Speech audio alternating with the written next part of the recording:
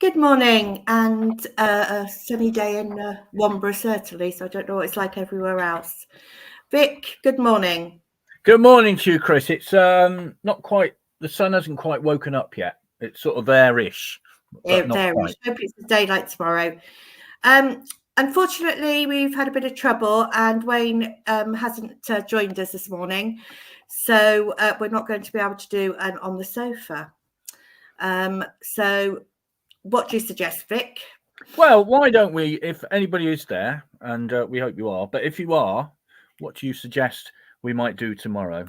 We'll give 10 minutes and then see if Wayne does join us, because to be fair to him, he's on the other side of the world. So who knows what might have happened between here and Australia. It's a long old way, isn't it? So hopefully he might join us in the next 5-10 minutes or so. But if you've got any suggestions about what we might do tomorrow against Doncaster Rovers, who are kind of high flying, then we'd like to hear your suggestions. Looking for our third win in a row after Bristol Rovers in the EFL Trophy, and of course at Cheltenham on Saturday for the first time ever in 10 visits, I think it is. So if you want to get in touch and let us know what you might do tomorrow against Doncaster Rovers, that'd be great, and see if Wayne can join us.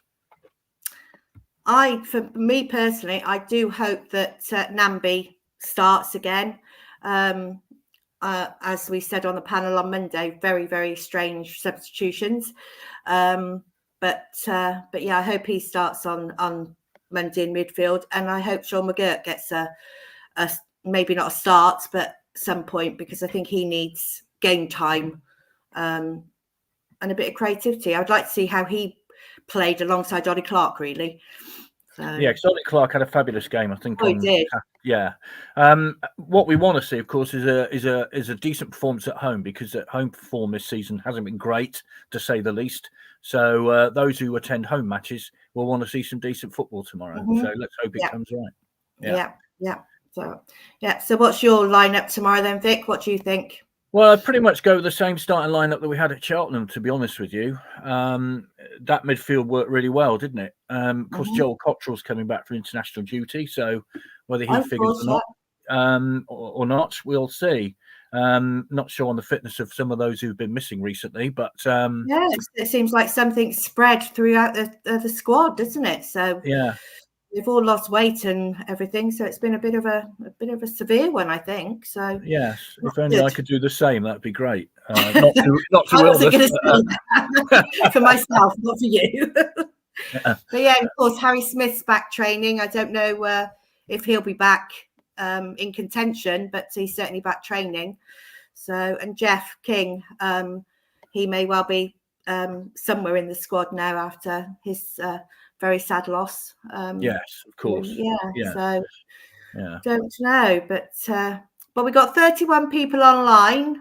Oh, well, thank you very much for joining us. So send us some comments, and then we can read out your thoughts on tomorrow's game. We had one or two comments already, I think, haven't we, for Wayne? Yes.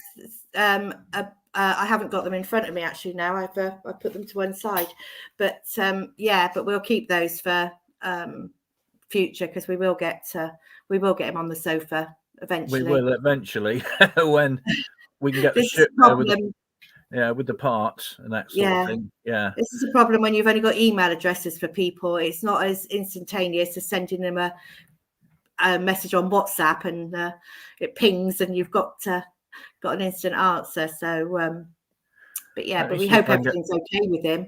Yeah, of course. He's just forgotten, or he's had trouble logging in or something, but yes, we've got one or two events coming up, of course, haven't we? Hang on, I've just got those comments in front of me now with a bit of luck. Right. Hello to Michael O'Sullivan. What a birthday treat for me to listen to in the morning. Oh dear. Happy birthday.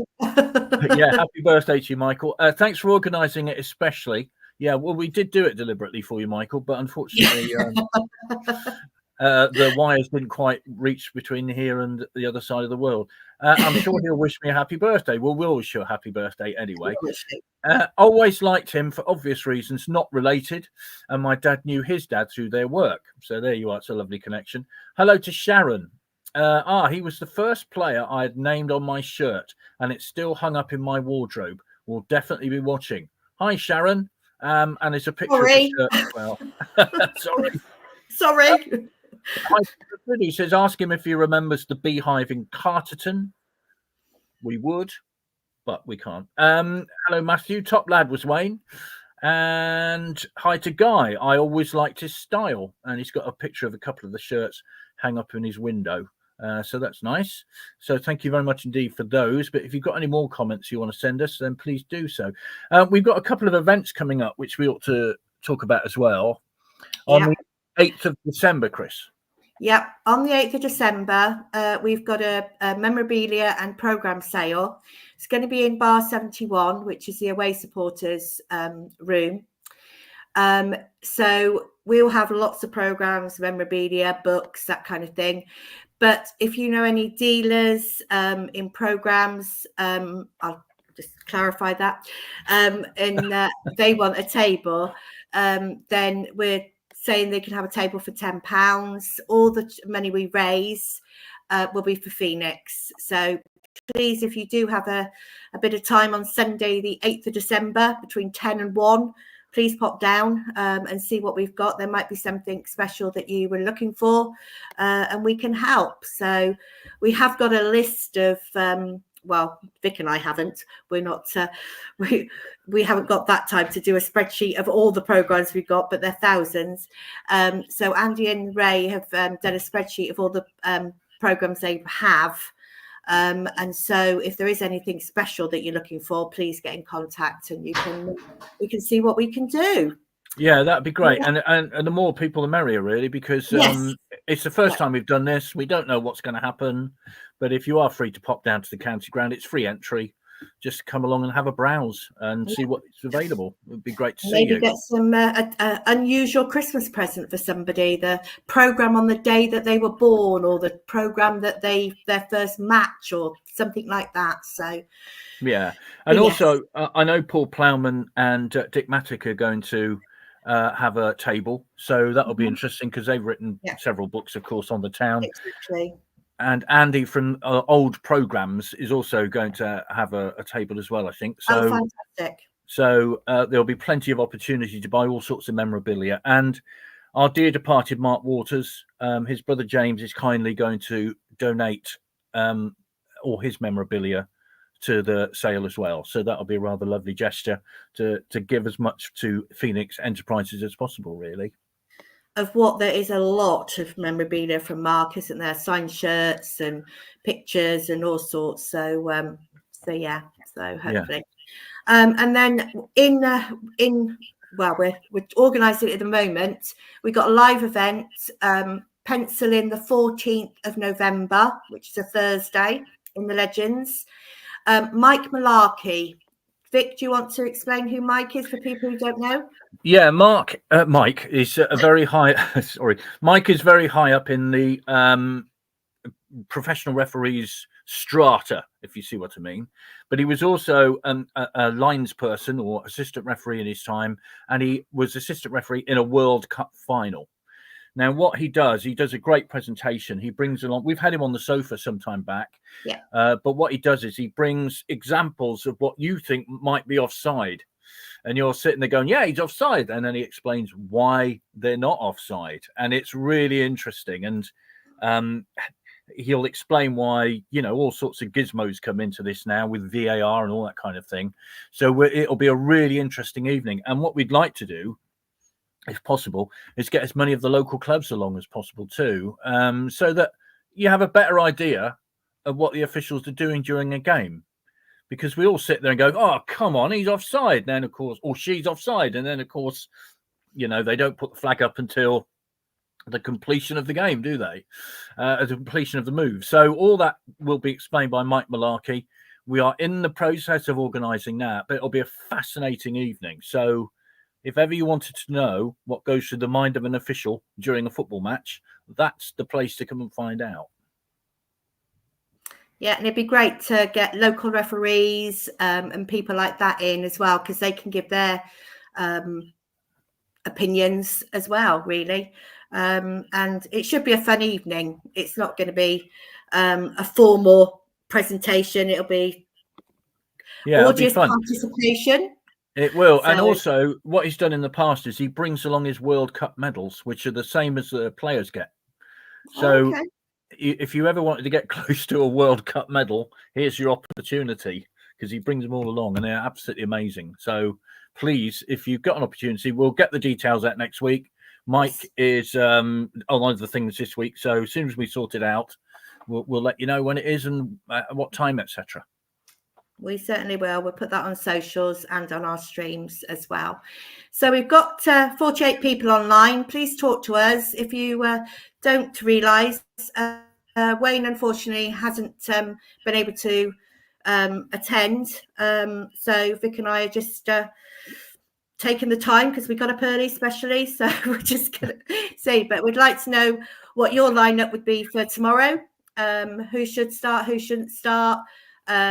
Anything like that, so, or any comments at all. So Tracy, I see that you've got lots of memories of Wayne and his parents, still have his Premier League shirt. Fantastic. But I'm trying to contact him now, so we will arrange for some other time. I just hope everything's okay, but it's not as easy when you're on the other side of the world. So it's 7 o'clock. We'll give him another few minutes. You never know, he might just pop up, which would be great. Yeah. And just a little bit of his background. He was born on the 25th of February 1974 in Akrotiri in Cyprus. A right midfield player, youth career pre-1994, Swindon Town, of course. He joined as a schoolboy in March the 30th, 1988. And his first team debut was was in 1992 against a side that plays in yellow, just up the road in the Anglo-Italian Cup. You might remember that.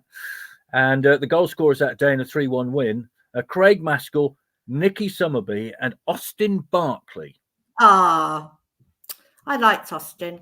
Yeah. Very, very quiet, very, very shy, Austin was. Because we kind of, because I was working down here in Devon that night, and when the goal scorer came up, I was a bit mystified as to who Austin Barkley was, because it was a bit of a shock to see him in the team. Yeah. But he got the goal, which is great, against that lot. So well done to you, Austin. Nicky Summerby, of course, who played in the promotion team at Wembley that year. Craig Maskell, of course, who also scored in that game at Wembley against Leicester City. So some great players representing the town that night. His last match was April the 26th, 1997 against Crystal Palace. We lost that one 2-0. So that's a little bit of the background. 89 appearances for Swindon, 4 goals. And most of his games in the second division title season of 95-96. And I was looking at the managers he played for. I was going to go through all this with him, so I might have to. If he does. Managers he played for: Steve McMahon, John Gorman, Glenn Hoddle, and Ozzy Ardiles. That's not bad. Wow, what a lineup! It's funny, isn't it? Because you think when you talk about Swindon and then you say those managers, people would think, "Oh my God." Yeah, I know. You're still talking about Swindon. We had that incredible run, didn't we? We had Lou Macari, then we had Ozzy, then we had Glenn and Steve McMahon. So, you know, we've had, and John Gorman, of course. We've had our fair share of name managers, I think it's fair to say. Exactly. And let's not forget the Italian Paolo Di Canio. I don't think we ever could. Ever will. We'll never forget him. So good morning, Marion, Pat and Mark. Good for you to join us. As we say, we're here on our own this morning. So if you want to discuss anything, or if you want to say anything at all, please put something in the comments and we can talk about it. But if not, we will go and let you have your Friday free. But yeah, so we'll hang on a few minutes and just see. But yes, so yeah. So we've got Doncaster tomorrow. Then we've got Salford on Tuesday. We have 1 o'clock leaving the county ground, if I remember rightly, on Tuesday afternoon, because it's a long way up to Salford, Manchester, of course, to that lovely stadium. And then, and then I believe the A417 is shut southbound, so I don't know. Oh, okay, so we should be. Well, no, we won't be, will we? No, so we're coming back. Well, that's overnight. Yeah, I don't think that will affect only for one of us in a car. That might affect. Yeah, so it should be okay. Yeah. And if you're travelling tomorrow from the Bath Bristol area, be aware that the M4 is shut between 18 and 19, both ways, because of work on a trench, as I understand it. So just beware that that's going to be a travel problem over the weekend. It's a whole weekend closure. So that's going to cause a few problems, I think. Nice memory from Marion. Hi, Marion. My grandson was mascot on Steve McMahon's first match. He was only 2, and Paul Bodin was captain and held his hand. Oh, yeah, lovely. Yeah, very nice. Yeah, that's nice. So 1990, when was that?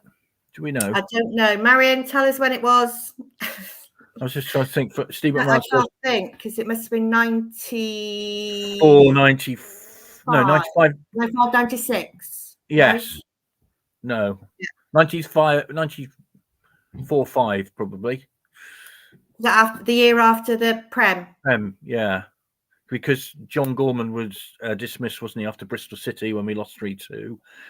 Then in came Steve McMahon, and then it was we got relegated. And then it was the following season when they won what was the second division title, although it is now League, whatever it is, 1. Yeah. So Marion's son must have been must be 32, 33 now. There you go. Oh, he's now a coach at STFC Academy. Oh. Maybe we'll remind him then. Remember today you held Paul Bodin's hand. Marvellous. Well, any more memories, we'll discuss them. We're quite happy to. Yeah. Sorry, Chris. Yeah, go on. No, that's okay. I was just saying, Mark's added, need a good win on Saturday to kickstart the season at home. Yes, we do.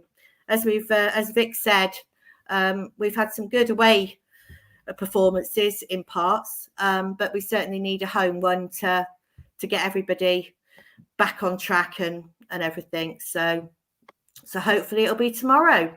Yeah, let's get a win because we need a win at home. I mean, I know we haven't scored in the Town End yet, which is something we need. Bizarre. It's actually bizarre. Yeah, Notts County did. Yeah. And I think who else was it? Carlisle, they scored at the Town End, but we haven't. All our goals have come at the Stratton Bank, so we need a goal there. And actually, I know things aren't great one way or another, but we need everybody to get behind the team tomorrow and give them a bit of a lift. So after that win at Cheltenham, I know it was just shaky at the end. We all knew that. But we got that win at Cheltenham. So let's try and get behind the team tomorrow and give them a shout, because that's the way of getting them going, isn't it? And I think it does help, as you can tell by Cheltenham, if you've got 1,500 people there shouting and singing and everything, it lifts them. So let's try it at home. I know it's more difficult because people are spread out and not in a condensed space, but yeah, let's see what we can do. So yes. Yeah. Okay. Well, we're having no memories or anything come through. So come on, people. Yeah, come on. We'll stick around till 9:30. We'll give him another 10 minutes or so just to see. There's a royal visit in Australia going on, isn't there? So maybe. Oh, maybe that. Yeah, maybe he's doing something with that. He also, of course, saw service for Cardiff City and the team down the road from me, Plymouth Argyle, where he was player of the season, actually, when they were at a pretty low ebb. They were in the Division 4. He was player of the year there for 2000 and 2001. So he was pretty popular. I think he's been a popular player wherever he's gone. I don't think he's one of these players that people don't remember, fondly, but I think he is. People do remember him fondly, don't they? Yeah. Well, we've had nothing to negative about any of our posts about him. So no, I think he was a lovely guy. I can remember him. Sort of when he was just starting in the team and everything. So, good morning, Mr. Cole. Hope you're okay. Yeah, hiya. Yes. So Mark says, and get behind the manager. A couple of weeks ago, it was a heartwarming interview with Kennedy. Was saying about people at the club who've lost loved ones at the same time. We as fans, it's just a game. I know it is. But we sometimes forget that they're human beings that are on the pitch, and they're objects. And I can't understand that, but I think you do. You think they're just an object on the ground and on the pitch, and you can say what you like to them. So be kind, people. And morning, Kev. Wayne lived in Carterton. His dad was stationed at RAF Bryce Norton. I was actually going to say that because when you said when he was in Cyprus, that was a big forces. Area. I went to the game with his parents to watch him in the youth and reserves. He often had a kick around with the lads in the local park on a Sunday afternoon. It was great having a mate in the first team. I only watched his night games as I was playing on Saturdays. Fitter then, Kev, were you? Playing on a Saturday? Yeah. But yeah, that's nice. That's a nice memory. Yes, it is. Yeah. I was going to say something. I completely forgot what I was going to say. He went to Cardiff because he couldn't get first team opportunity at Swindon. So then he went to Cardiff City and made 85 appearances for them before that moved down to Plymouth. And he made about 80 odd appearances for them. So there's consistency there, 80 odd appearances for each of the club he's played for before he then moved to Australia, of course. So exactly. And actually, no, I know what I was going to say on that subject you just mentioned regarding, footballers. We must remember Liam Manning, of course, whose baby died tragically this week. And that must be a terrible time for the family. So they're in our thoughts because we should do at this time. Yeah. Exactly. Yeah, I echo that, Vic. Yeah, so if anybody's got anything else, please let us know as soon as, and if not, we will leave you to get on with your Friday. Yeah, we'll give him another 3 minutes because it's 9:27 at the moment, so we'll wait to see if he does appear. Come on, there's 71 of you online. Oh, 71 of you. Wow, thanks very much for joining us. Yeah. Because that is a lot on a Friday morning at 9 o'clock. Yeah. We really appreciate it. Yeah. It is. Oh, 72 now. 72 now. For just people who've joined, just to update you that we've only been unable to get contact with Wayne at the moment. So we're just filling in the time just in case he was a bit late or something. So, but if you've got any comments, questions, or any memories that we can fill the time in with, please let us know. And good morning, Daz, to you as well. Hi, Daz. Well, let me. I got here. This might spur a few memories.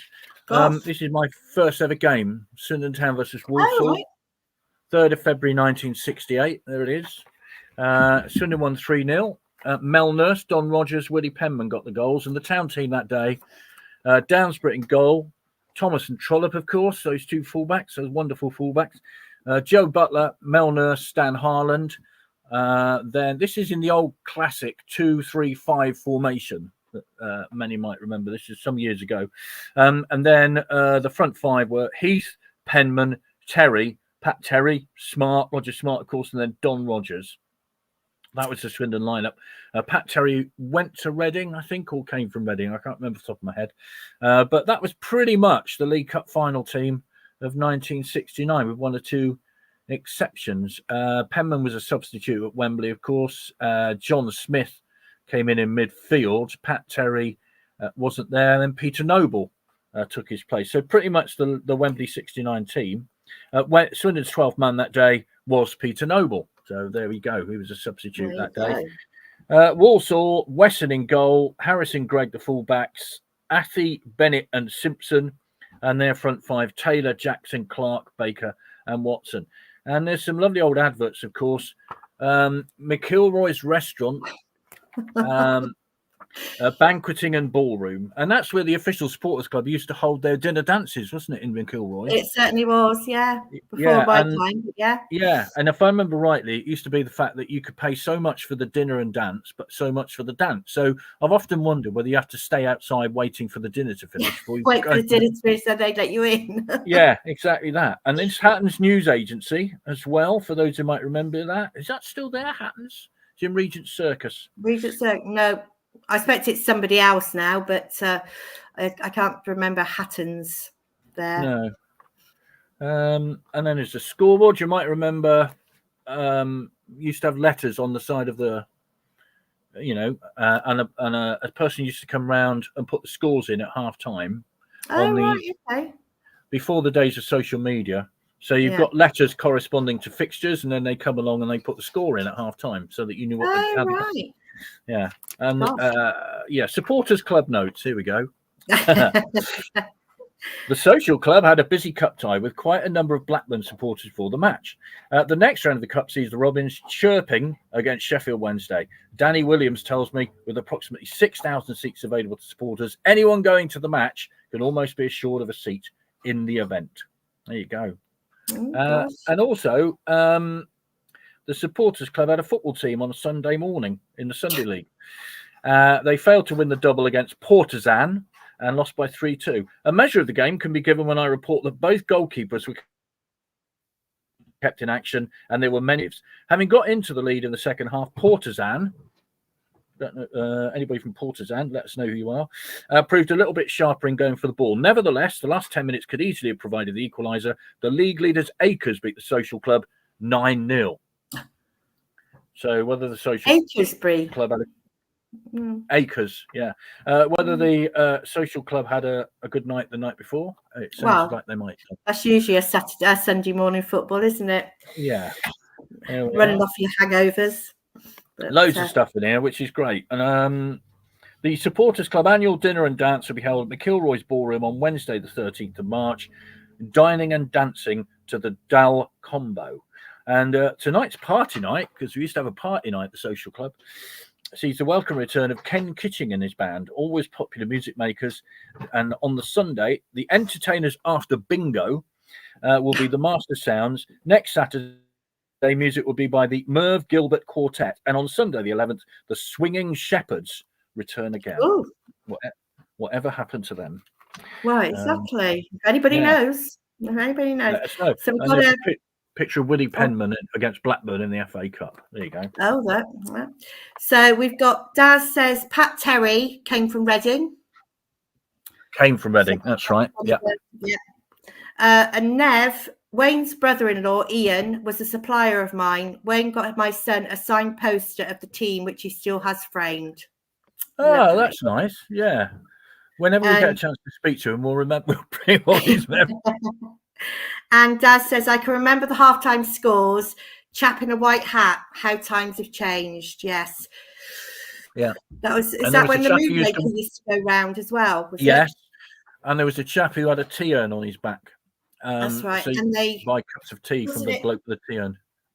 Wasn't it St John's Ambulance used to go around with a blanket collecting coins? Yeah. Money. Yeah, that's right. Yeah. Gosh. Yes.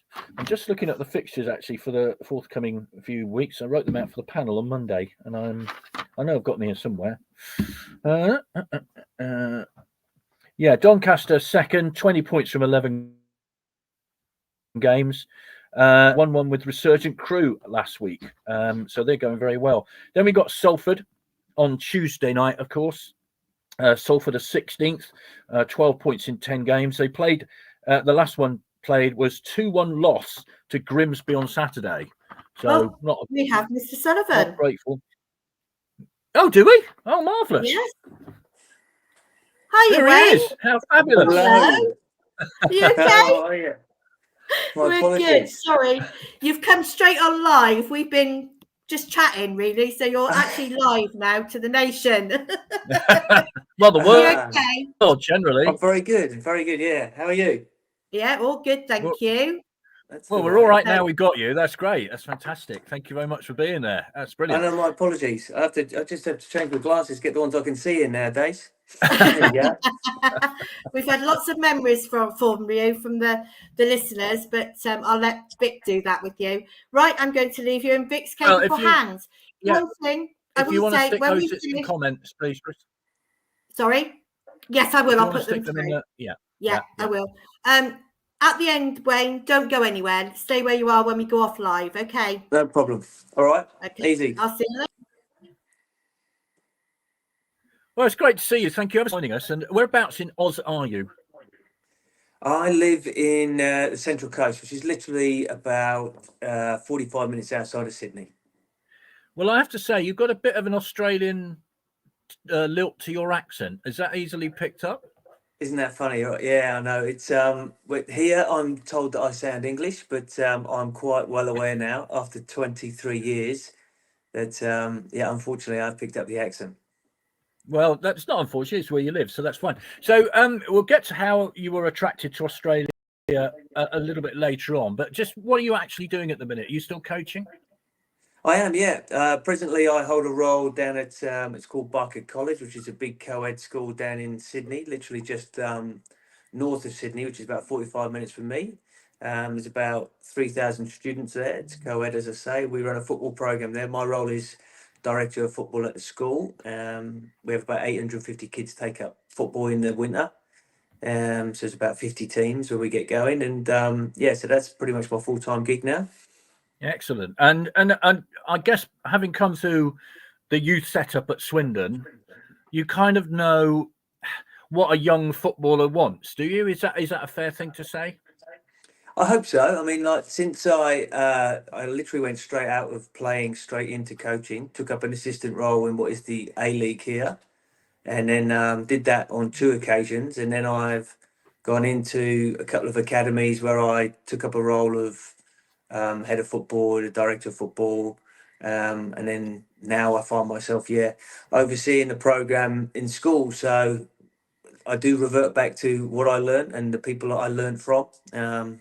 One gentleman that you'll be very familiar with, in John Trollope in particular, is someone I hold very dear to my own heart. So to this day, I still apply a lot of his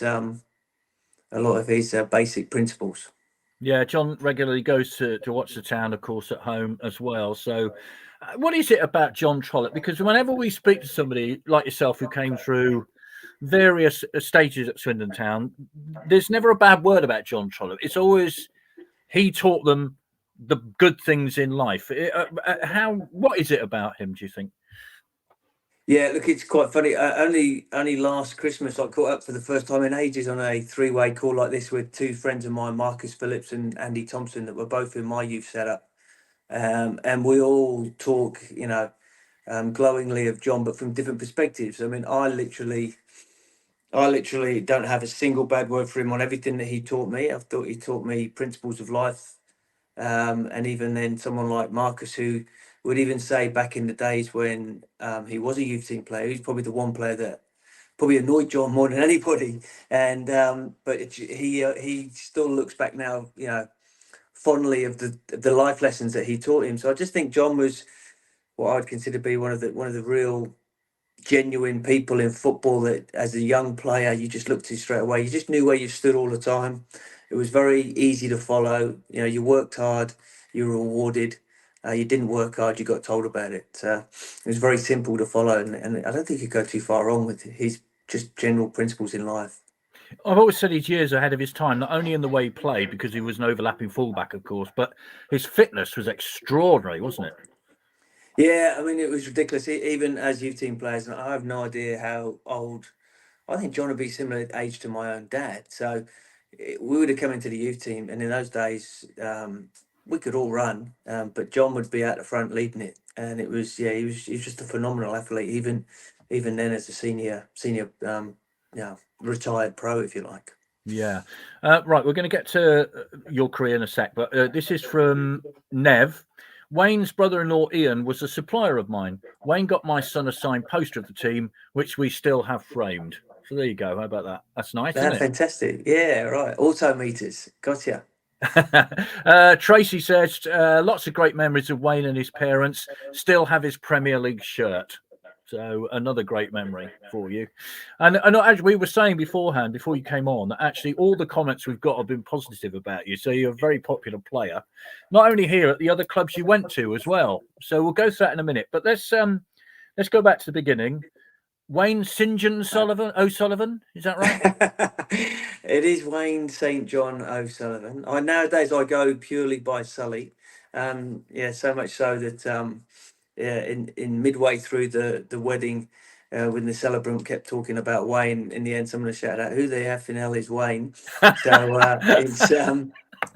It's Wayne St. John O'Sullivan. It does sound really Australian, Sully. I mean, I hate to say that to you, but it does. I mean, because that's an Australian thing to do, nicknames, isn't it?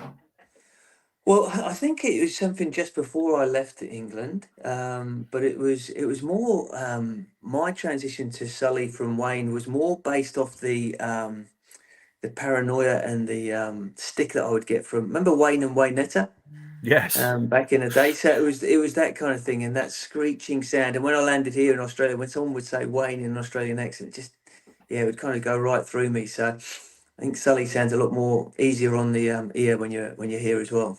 Fair enough. So you joined Swindon as a schoolboy in March the 30th, 1988. How did that come about? Yep. It's funny enough, actually, similar thing. So Dad was in the Royal Air Force at Upavon at the time. We were based out there. I was going to school at Pewsey Vale, out beyond Marlborough, and we were on the Bobby Robson Football Week. Trolley and Terry Woolen were running it, and I happened to pick up like player of the week, and that was when John invited me in to come and start with the schoolboys setup. We used to do it at, I think, Croft Sports Centre, I think I remember. We used to go up there every once a week, and we'd do what was probably went on now to be called like curver skills and all those kind of things. So that was my first introduction at the age of about 12. It was slightly different then, wasn't it? Because now with the academies, kids are picked up quite early on, aren't they? And they go through the academy system, 9-year-olds, people like that. So it's slightly different in those days, wasn't it?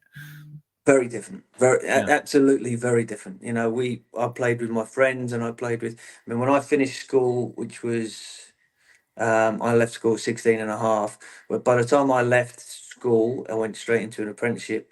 That last year of my school, I was playing, on a Sunday with my mates. I was playing on a Saturday with Swindon Town youth team, even playing with that.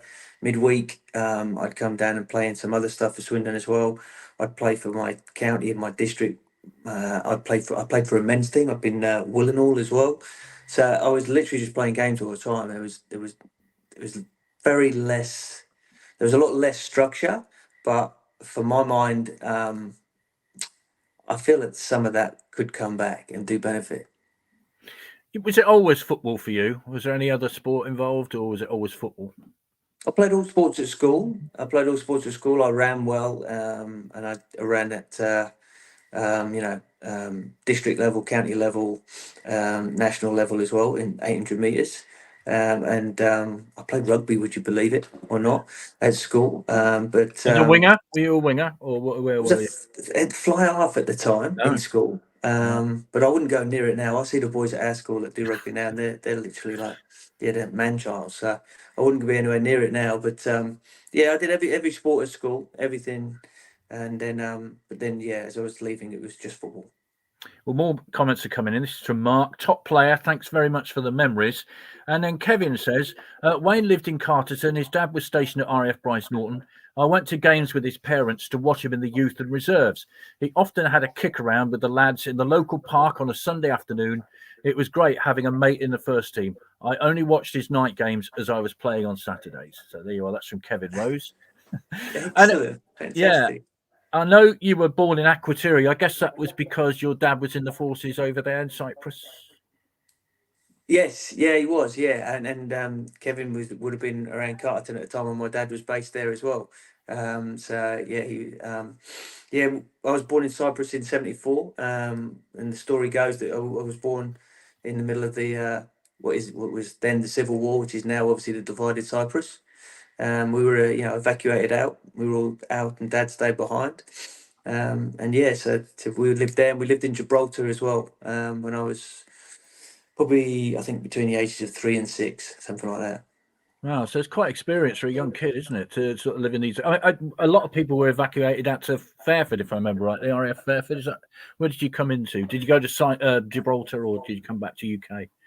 We came back to the UK, and I think we ended up at that time down Ruislip, I think maybe that way. I had memories of something down that way at that time. And then as I said, we were based at Upavon when I came back from Gibraltar for the ages of about 7 right way through to I think 14, and then we moved up to Stafford, and that's when I eventually moved down and came into the hostel at the end of the ground there at Swindon. Let's talk about. Sorry, go on. You were going to say something?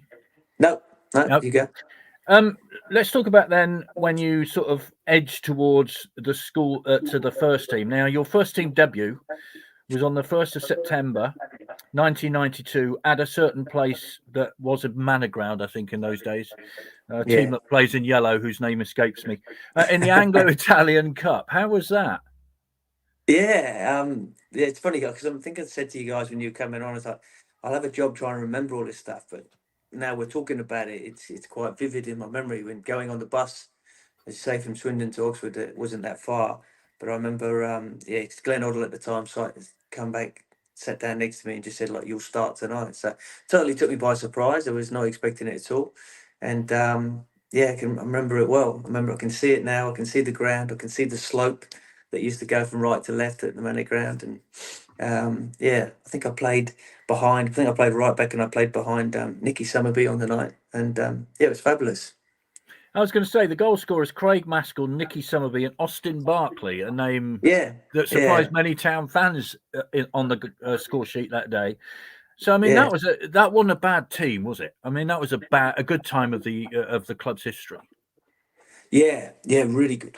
Yeah, really good. I mean, I think I was really fortunate as a kid coming down to Swindon, and it was funny because when we were at Stafford, because I played up in the Midlands then, I'd quite often, whenever we played school, whenever we played county, district, whatever, I'd often get hit up by somebody from that area, Stoke City, Port Vale, West Brom, Aston Villa one stage.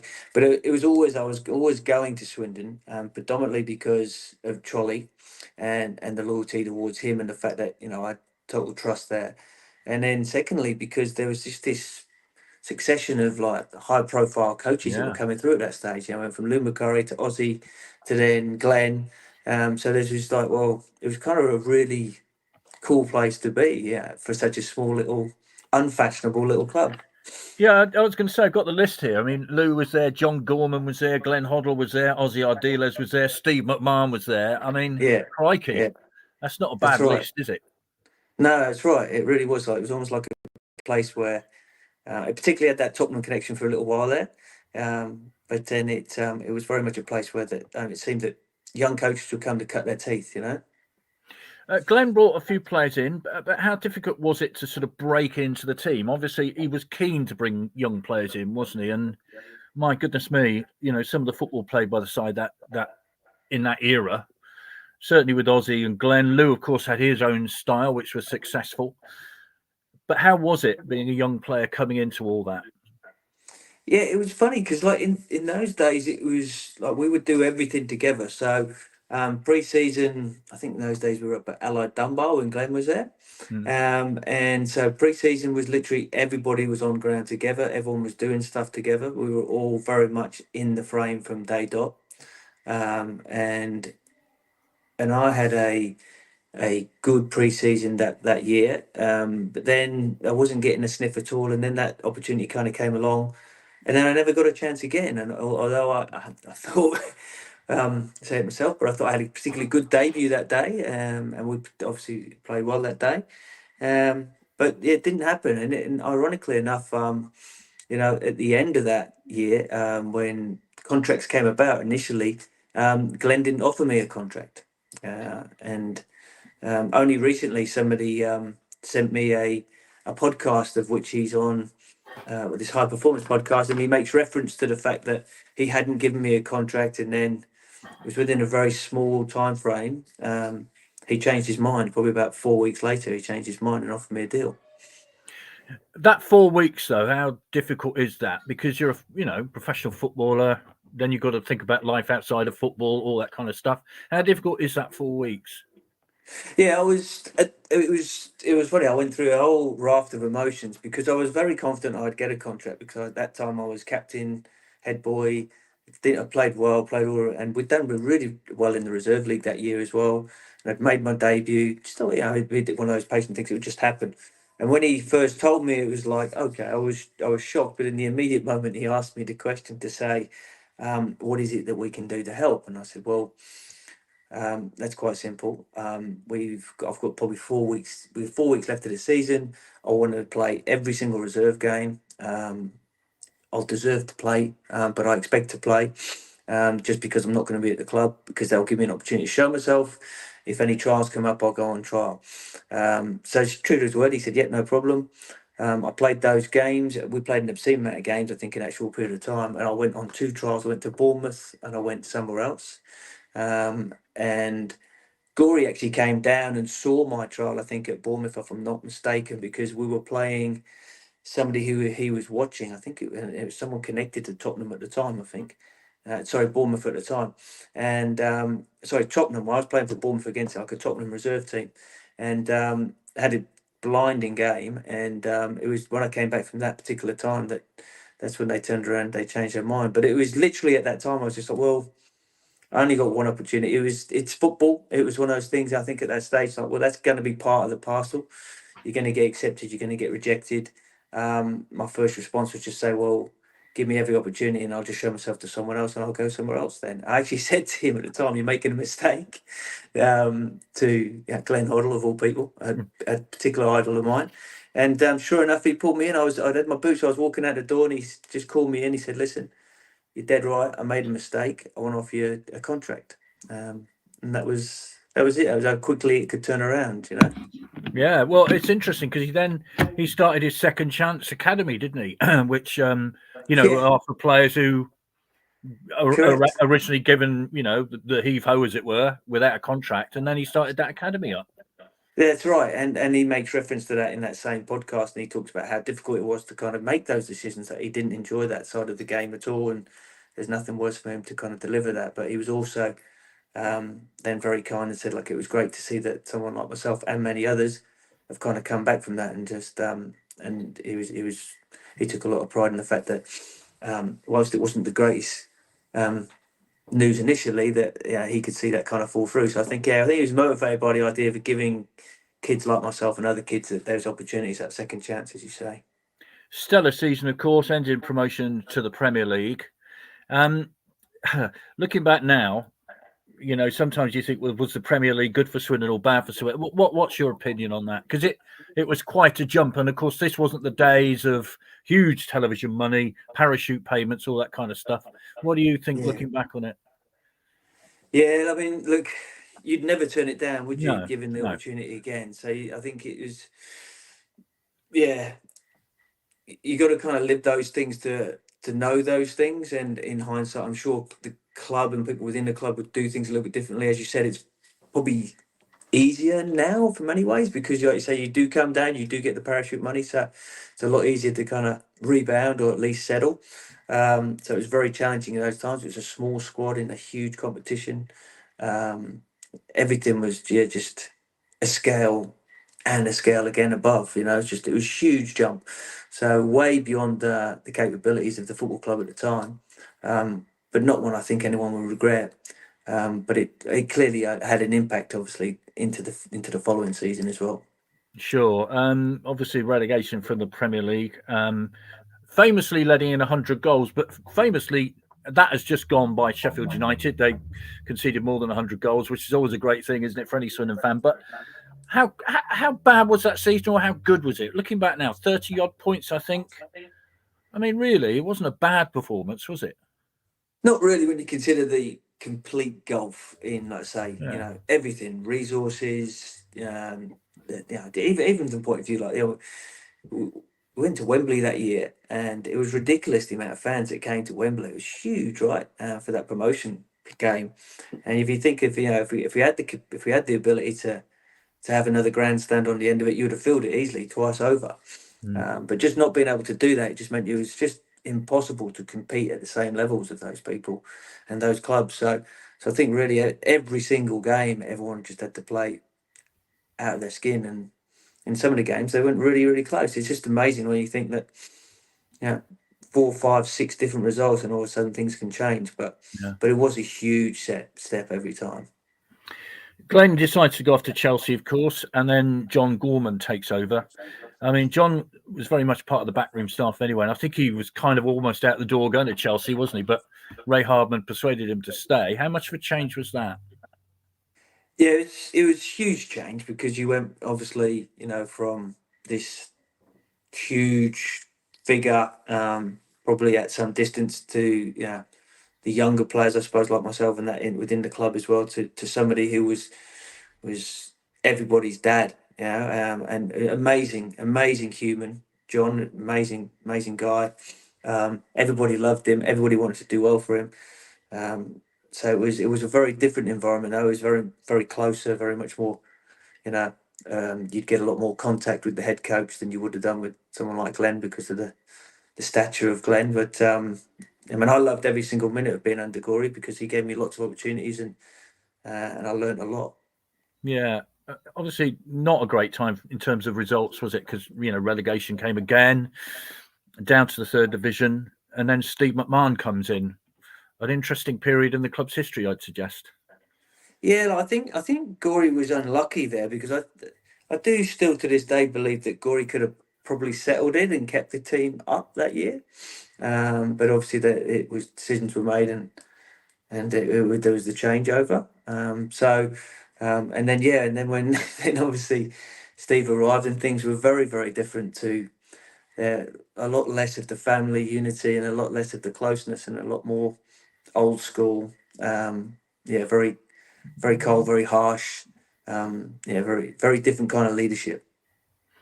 Because if I remember rightly, John got the sack after a defeat at Bristol City. How much of a shock was it that he got the sack? I mean, it's part and parcel of football, like, not being given a contract and stuff, but was it a shock to the squad?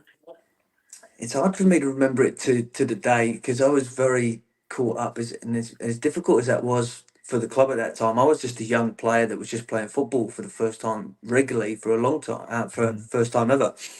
So I was actually generally enjoying every single minute of my football at that stage, regardless of the results. And it wasn't that I didn't care. It's probably just a bit lost on me the full significance of it because I was still caught up in the excitement of playing professional football on a regular basis.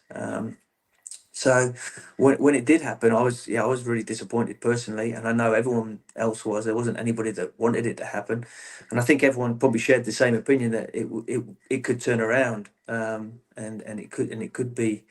It was going to be a difficult year, but it could be one that could kind of settle down. But so I think all I know is at the time it wasn't probably a shock because we were living bad results.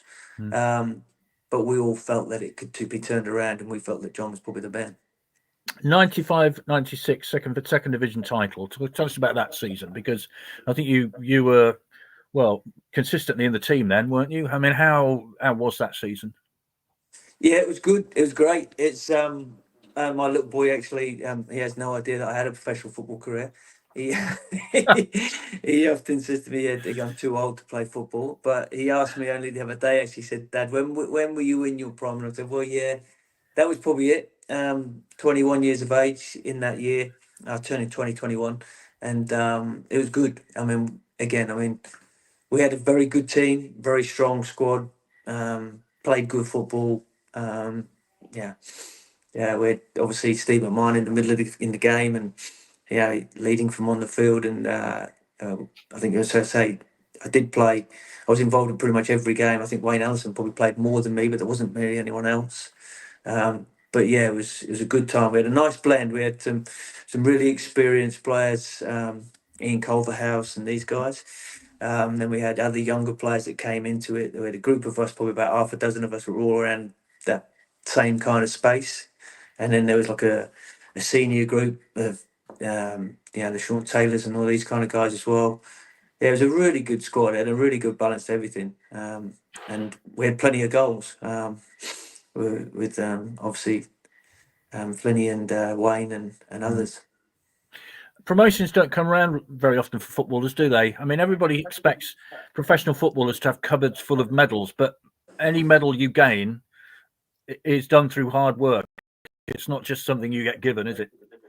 No, not at all. And that was, again, looking at that then, I was only 20, 21, and I thought, wow, okay, we've already got a medal. We've won something. And it was phenomenal. And I can remember on the open top bus going through Swindon and just thinking like that, this is I never thought this would be us, and a place like Swindon where it was just like, it was going off. There was crowds everywhere, and the home crowds were great. And think we had some good runs as well around some cup games and all those kind of stuff in those spaces.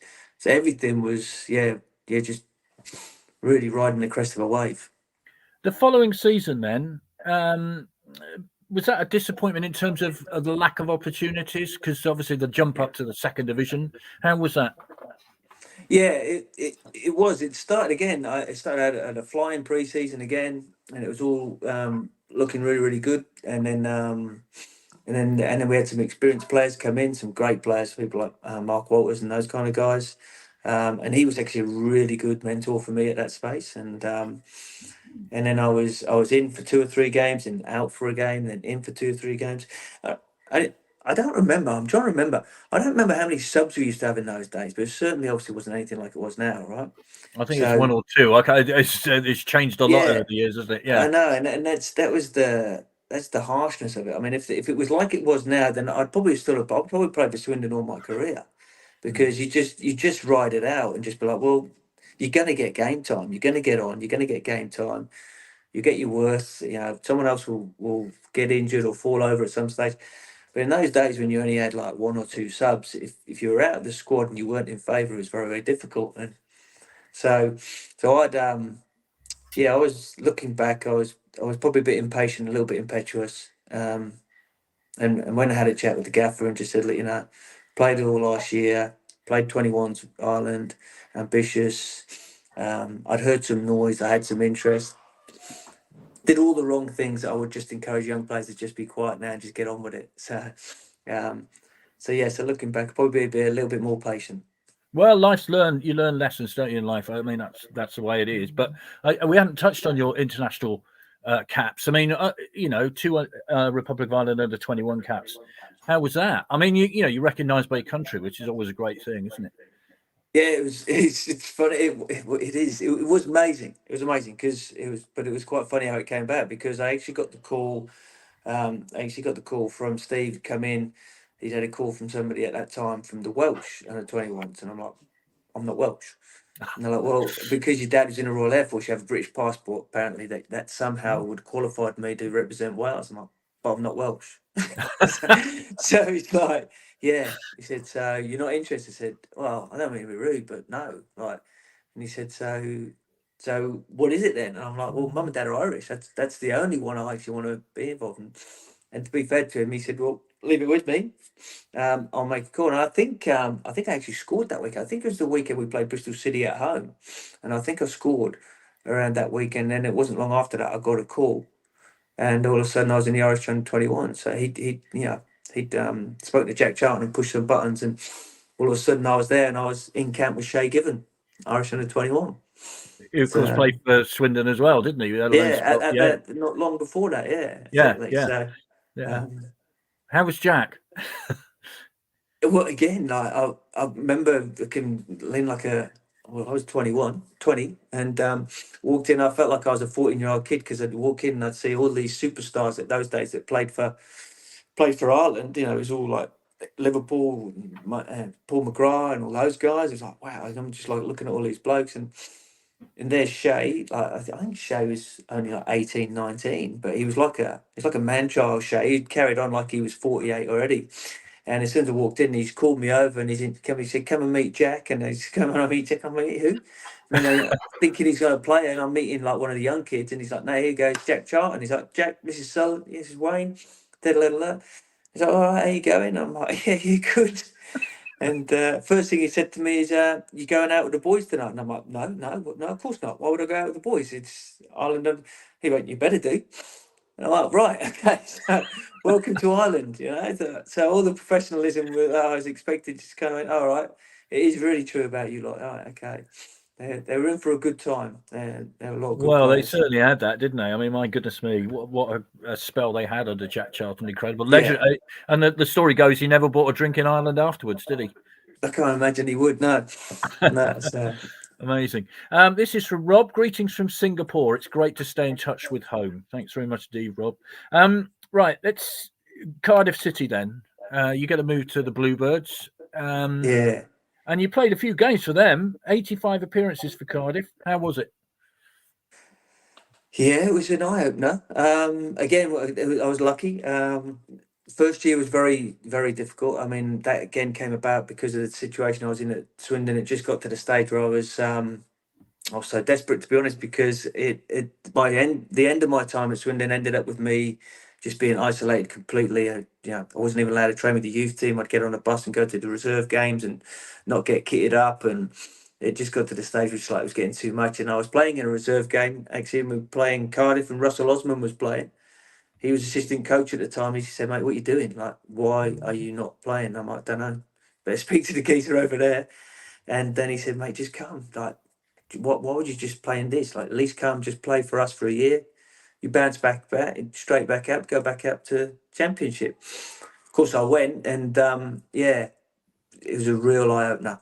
It was like a couple of levels down. All of a sudden, it was real hard graft, fighting, scrapping, not so pretty, not so easy on the eye, and took a bit of time to adapt. But then second year, Frank Burrows came in, a name that will obviously resonate with Swindon fans and John Trolley in particular, big friends, and it just transformed the place. And that year we went on a massive run again and got promotion there. So, and again, another one of those ones, probably just a bit impatient. Contract negotiations were in place, and it was kind of taking a little bit longer. Otherwise, I probably could have stayed there for a little bit while longer as well. It was good. I loved it. Another really good club. Always felt like a big club, even though those days it was certainly nowhere near as glamorous as what it is right now with their new stadium. But it was a big club, just waiting to kind of awaken again.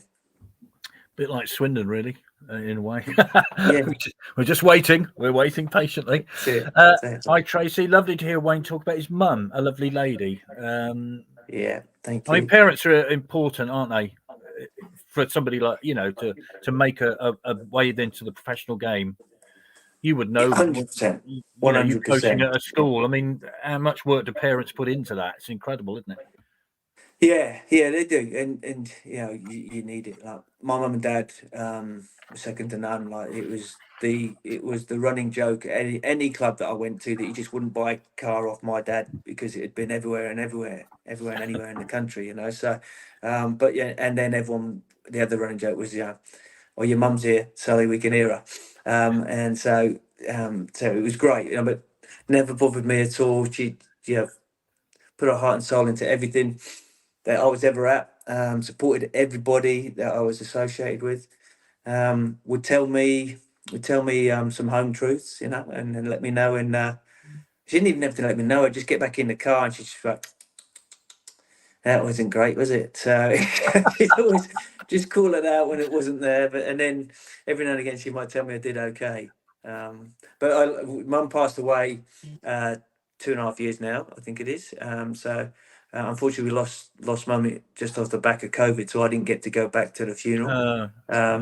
But yeah, no, I've had some really nice messages from a lot of people in associated with football, and I'm very, very proud of the fact that both my mum and dad support me through that, and there's no doubt that there's no way I would have done anything without them.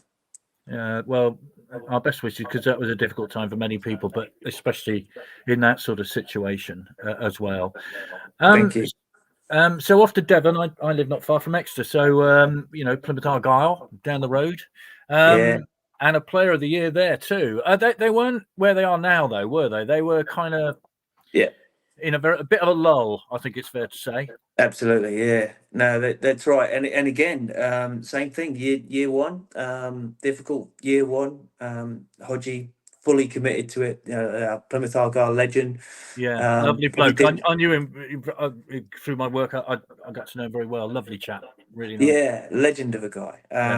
But just the club was just at a stage where it probably just didn't again have the resources and the capacity to compete with trying to get promotion at that stage. And then Paul Sturrock came in, and fair to Paul, again very stern, very professional, very matter of fact, and got a lot of good performances out, a lot of good players, myself included, and offered me a new deal to stay there as well. And off the back of that season, but so I got Fans Player of the Year and Players Player. But I loved it again. Like I've just been really, really fortunate with the three clubs that I joined. They're all very similar from the point of view that the community was just just the centre point of the community, and everybody tracked towards it, so everybody knew everything that was going on at the football club, and I was really fortunate that way. Stogies, did they come into it at Plymouth Argyle? The legendary Paul Sturrock food. Did you have that at all? The which? Sorry? Stogies is this sort of strange Scottish concoction. When he was at Swindon, the players often talk about this stogie, which is sort of a hash with corned beef and stuff like that. But he obviously didn't have that at Plymouth. No, but I do remember, like, one of the first things he did when he came in, he made it, and I think it was more for his benefit than ours, but he made it this thing where you had to buddy up, you had to get a partner, and every week you had to basically put on lunch for the boys. And it started off as like two boys doing a barbecue, to by the end of it, like I think at one point we had like a full sit down silver service dinner. Like everyone was just one-upmanship trying to top it all the time. But I think it was down to his benefit that he got like a good lunch out of it at least every week. Very good. And he didn't have to pay for it, so because it was at our own cost as well. So oh right, so you had to pay for it. And whoever made the worst one over the month then had some kind of fine to the two of you. So as again, disguised free lunch, I think, for the gaffer. Fair enough. Well, whatever he did well, because he eventually won title there. He got him up, didn't he? And then went to Swindon and then went back to Plymouth. So there you go. So why did Oz come into the frame then? What happened there? Yeah, it was a weird one. I said I'd gone from Swindon off the back of not wanting to leave Swindon to gone from there to Cardiff, to then probably not wanting to leave Cardiff, then go to Plymouth, and then getting to the end of Plymouth. And again, as you said, like I'd finished strong at Cardiff, finished strong at Plymouth, and it was just really like that. I wanted a contract that was better than what it was, and it hadn't come forward yet. So I was in the middle of that negotiation. I ended up in a nightclub in Bristol with Andy Thompson, actually, ex-Swindon, and they were, at that time was at Portsmouth, I think. And we ended up chatting to a guy called David Lee, who used to play for Chelsea back in the day. Oh yes. And had been at Exeter actually at one point, I think, and he'd gone around, and he'd ended up anyway in Australia, and he was telling a story about how he plays football in Australia, and we were taking the mick out of him because you can't play football in Australia. They do everything else, but they don't play football. And then he showed me where he lived. We lived at a place called Balmoral Beach, which is in Sydney. It's beautiful, looks out over the harbour, and showed me some stuff of where he played. He was out here with a guy called Joey Miller at the time, used to play for Celtic. And I said, "Who's your coach?" And he said, "David Mitchell." And I was like, "Dave Mitchell?" I said, "I used to clean Dave Mitchell's boots. I was his boot boy at Swindon." And I said in my drunken stupor, "Tell him to give me a call, I'll come play for him." So I did get a call a couple of weeks later, and linked up, and he'd spoken to Martin Ling, who I'd played against recently for Leyton Orient. And we connected on the phone, and the long story short was he said, "Look, come out, be here for a week, you get to see Sydney, we're going to China, you'll end up in Shanghai, you get to see Shanghai, two places you've never been before. Worst case scenario, it's busman's holiday, you go back, do pre-season wherever you're going to be."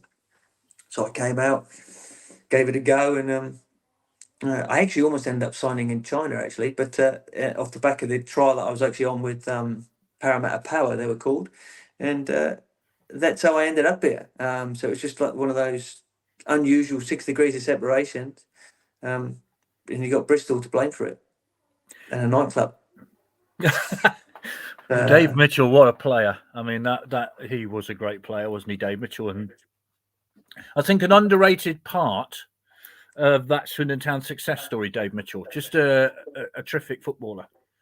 Yeah, huge part. He played a massive part, and even in that final, he played a massive part, right? But yeah, he's a bit of a legend here because obviously he's a Socceroo and played for Rangers and obviously Swindon and the rest of it. And I still see him. From time to time. He's been around the school system actually. He's at one of the rival schools that I actually coach with or against as well. So I still see him from time to time.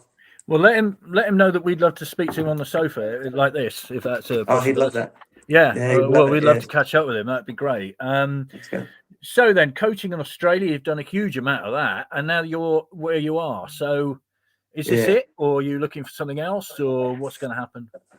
Yeah, well, we've got, there's Renee's my wife. She's Australian. She's a nurse. We live here on the Central Coast. It's a very relaxed, nice lifestyle. And we our two children. Eli is 9 and Priya is 15. They go to the local grammar school, which is a beautiful school. Um, it's just a really nice space at this stage. I was went straight out of playing for the Central Coast Mariners here in the A League. And I went across on a funny story again. I went across on a plane to Wellington, invited across by Ricky Herbert to sign as a player. Spent a day with him, wined and dined, and went to go sign my contract. And at which point he's gone, "Oh, yeah, you're a foreign player." And at in that stage, I was only a resident. I wasn't a citizen. And so I'm like, "Yep, that's right, I am. I'm still like British passport." And he'd already signed his 3 Brazilians. And he said, "I've signed 3 Brazilians, and I can't sign you." Um, Within an hour, he'd offered me an assistant role because I was doing my B license at the time. And he said, "Look, if you're going to continue that pathway, how about you do it?" I said, "You'd be a great fit. You get on great with my other assistant." So that next day, I decided that I'd transition from at 33 into from playing to coaching, and that's how I got into it. Did that. Regretted it every day for the next 18 months, thinking I should still be playing. And then came back here. We had our first child, and I got into youth development. Once I got into youth development, I loved it. And then I had another spell with the Mariners as assistant coach, and then I ended up in a couple other roles with them. And then it just got to the stage where it's like, well, as you know, like the expectancy and the amount of time you've got to spend in professional sport is huge when you come to coaching. When you play, it's easy. You just turn up, you do your job, and you go home. But when you coach and when you get into youth coaching, it's nights, it's mornings, it's everything. So it got to the stage where just for me, it's like I need a bit more time with my own children, and that was the reasoning to kind of coming out. And then fortunately, yeah, I found this kind of little happy medium at the moment, but we'll see. I'd love to go back. If I always said it's what it is now. If it would have to be something, yeah, very special to come out of it the other side. I've done all my licenses on this side of the earth, which means I can coach a professional football, pro licenses and those things. But yeah, the only thing really, it's go and coach Swindon Town. There you go. Yeah. That's Hey, a better one. So I was going to you've say, got some whenever Aussies you there, haven't you? You've got an Aussie owner, I believe, nowadays. haven't you? we do indeed, yeah, Mr. Morfuni. Yeah, I was going to say, do you often bump into him? But Australia's quite big, isn't it? So Yeah. it's quite a big place. So I was going to say, whenever you come back, let us know, and we'll sort some tickets out for you. But it'd be great to see you back at the County Ground. Do you get back here often, or? No, look, I was very good early on, and then Mum and Dad made the massive effort. They came out before Mum passed away. It was like 14 times they'd been out here, so I was really lucky that way. And last time I was back home was 2019, just before COVID. Yeah. And so I am actually bringing a tour group home next year. We're bringing Barker College, and we're doing some travel and some football up and around. So I had to try and see if I can get an extended stay and try and get a trip to the county ground as well. That'd be amazing. Well, it'd be great to see you, and I'm sure you get a fabulous reception as well, because we are trying to get a former players association together as well, which is something I think is sorely needed. So it'd be great if you can be part of that too, because the thing is, we all have memories of all these players, of all these times and all these eras, and it's lovely to get those memories, and that's why we try to do this as well. And you must have a wealth of memories to talk about your career as well, and it's always nice to share you with the former players as well, I guess, isn't it? It would be nice because, as I said to you before I came on, I was really conscious of the fact that I wouldn't be able to remember much. But until you start talking with those people that you shared those experiences with, and they bring things up, and they're like, "Oh yeah, I remember that," and it would be great. It's great for me personally, as I said, because we live here in Australia, which is a million miles away from anything that my children understand. And my daughter's only just now, after the Matildas last year in the World Cup, she follows every single thing to do with the Lionesses. She loves Arsenal Football Club. She watches, Barcelona. She watches Real Madrid. She watches everything to do with female football. Now she's got an interest, and she's finally saying, "Oh, Dad, so you did play football?" So I'm like, "Yeah." So, but my son, he's got no idea. But it would be nice to be able to kind of take them back, particularly, and see where it all began and what it was all about. I'd love to do that. Fabulous. Well, thank you very much for your time. It's been great chatting to you, and I really appreciate it, because the time difference is weird to work out, isn't it? It's kind of it's one of those things where it's 9 o'clock in the morning, or it's 10 o'clock in the morning here. But what time is it with you? 8:20 in the evening on Friday. Yeah. So the weekend is with you. So are you coaching tomorrow, or is it what is it? No, we're on a down period. It's, what do we know? We're just going into summer sports, so winter football takes a little bit of a rest for this period. But my boy's got like a little carnival, so I can go and watch him tomorrow for a change, which would be nice. Brilliant. Thank you so much for your time, Chris. Pleasure. We got him, and it was great to have him. Me too. Absolutely fantastic. Thank you so much, Wayne. Just one comment that I'll pass on. Daz, thank you, Wayne. Top chap, fantastic memories. Wishing you and the family every success for the future. Mark, Wayne, always welcome back at STFC. And Tracy, great to see Wayne again after so many years. So brilliant. So you are missed, very much. That's so amazing. Thank you very much. And what we do is normally what Chris does is she puts them all on an email, so she'll whack those comments over to you. So there you go. I will. It's brilliant. It's brilliant. Thank you so much. My dad would be kicking himself actually because I didn't get a chance to tell him that it was going to happen tonight. I'll send you the link. I'll send you amazing. the link over. It is recorded. It's on YouTube. It's on Facebook. It's on X. So this is recorded. So it's fine. Yeah, I'll send you that. Tech experts, you lot, ain't you? Well, No. you've been doing this a while now. Actually, stay where you are a minute, Wayne. You mentioned COVID. You mentioned this is how it all started. We just started it during COVID. So that's the way it kept people together. So that's brilliant. Yeah, it's brilliant. Now, look, I really appreciate it. Thank you very much. It was nice to go down memory lane a little bit. No problem. But stay where you are for 2 seconds. So we're going to end now. So thank you very much, everybody, for watching. Have a lovely Friday. We'll see you all at the County Ground tomorrow if you're attending. Hopefully 3 points. If not, we are back on Monday night with a Monday night panel to talk about hopefully the 3 points we got on Saturday. So we will see you then. Take care.